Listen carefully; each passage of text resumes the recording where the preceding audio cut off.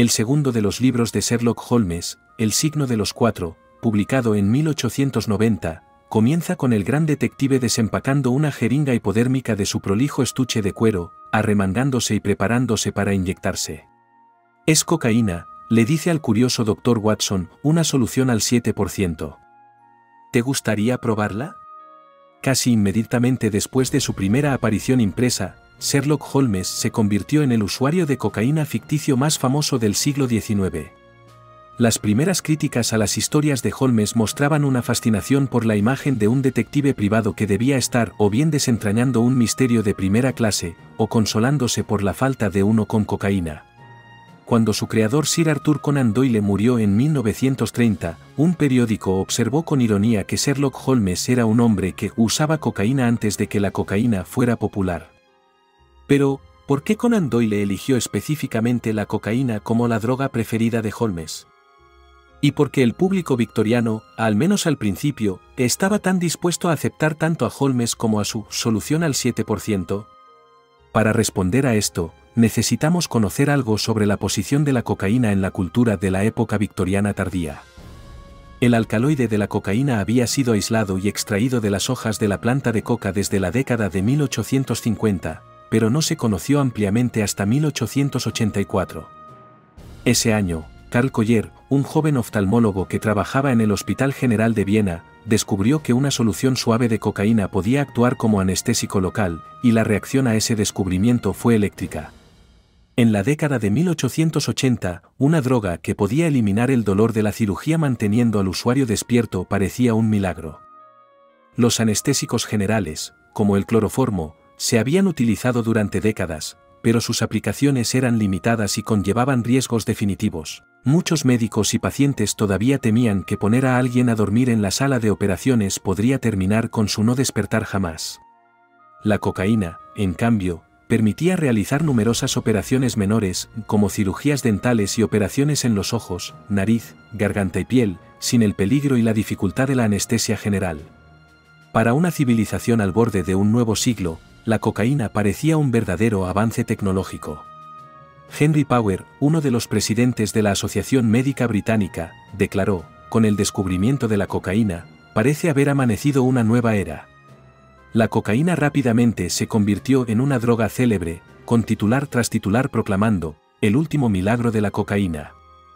El Chambers Journal captó el ambiente de la época al comentar: la cocaína ha brillado como un meteoro ante los ojos del mundo médico, pero, a diferencia de un meteoro, sus impresiones han resultado duraderas, mientras que en el futuro está destinada a ocupar una alta posición en la estimación de aquellos cuya tarea requiere combatir los estragos de la enfermedad. El tipo de controles y legislación sobre drogas que conocemos de los siglos XX y XXI eran prácticamente desconocidos en el periodo victoriano. En consecuencia, la nueva droga se aplicó rápidamente a una asombrosa variedad de usos fuera del quirófano. Como analgésico y estimulante, por ejemplo, la cocaína parecía a los ojos victorianos un remedio casero ideal y la droga se mezclaba frecuentemente en curas para el mareo, medicamentos para el resfriado y la gripe, y pastillas para la voz. Una receta de 1896 para un remedio casero contra el resfriado requería una mezcla de cocaína, café molido, mentol y azúcar en polvo, para ser usado como un rapé ordinario.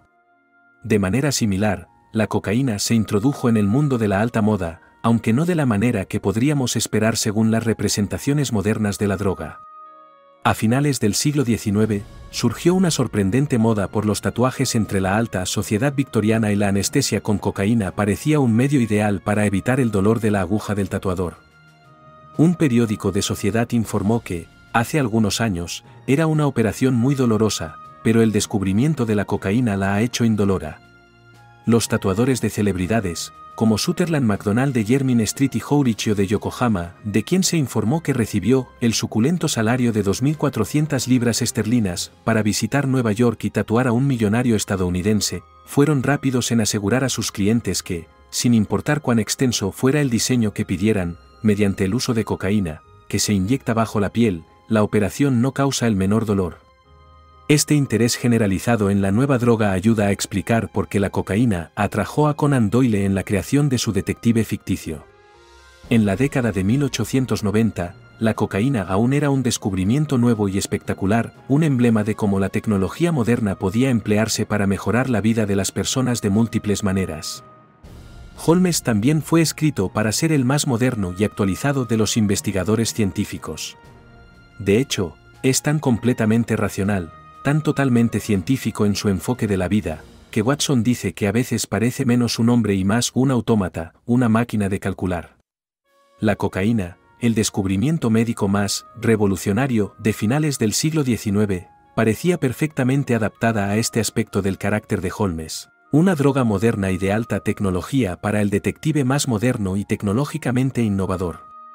Sin embargo, a medida que pasaba el tiempo, esta posición se volvió cada vez más difícil de mantener para Conan Doyle.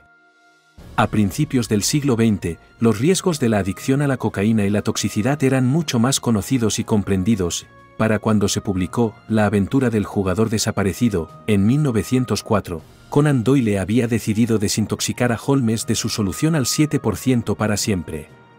Durante el resto de su carrera, Sherlock se limitó al tabaco de pipa y al café negro, pero las primeras experiencias del detective con la cocaína siguen siendo un ejemplo vívido de cómo los contextos y significados que damos a ciertas drogas pueden cambiar con el tiempo a medida que reevaluamos su importancia, hacemos nuevos descubrimientos y reconsideramos los riesgos asociados con su uso.